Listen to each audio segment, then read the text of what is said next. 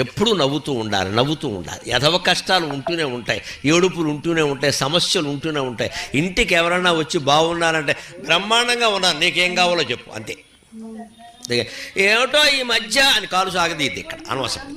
వాడు ఏం చేయలేడు మనకి ఇక్కడ. ఏదో ఏడు మొహాలు వద్దు అసలు. ఫోన్ చేసిన అంతే, నేను బాగానే ఉన్నాను.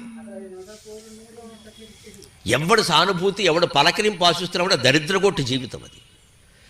ఎదుటివాడు ఈర్ష్యపడేలా బతకాలంటే మనం సానుభూతి చూపించొద్దండి ఎవడో కూడా. అలా ఉండాలి. లైఫ్ అంటే అది, లైఫ్ అంటే అది. 1,000,000 మంది మనం చూసి ఈర్ష్యపడేలా బతకాలండి. మనం కోరుకోం, పడితే పడినాయి, వాడి కర్మ. అంత వైభవంగా ఉంటాం. ఉన్నా లేకపోయినా అడిగితే నేను అలాగే ఉన్నా, నీకేం కావాలో చెప్పంటాం. చెప్పొద్దు, మన కష్టాలు ఎవరికి చెప్పొద్దు, మన దుఃఖాలు ఎవరికి చెప్పొద్దు. పూజా మందిరంలో అమ్మవారు ఉంది, మనం ఉన్నాం ఇక్కడ, చెప్పుకుంటామండి. అంత బాధగా ఉంటే నాటకం ఆడక్కల. నిజంగా కష్టం ఉంది, నిజంగా దుఃఖం ఉంది, భగవంతుడు తీర్చాలి కానీ ఈ పెద్ద మనుషులు ఎవరైనా తీరుస్తారా? వీళ్ళు ఇంకా ప్రచారం చేస్తారు బయటికి వెళ్ళి.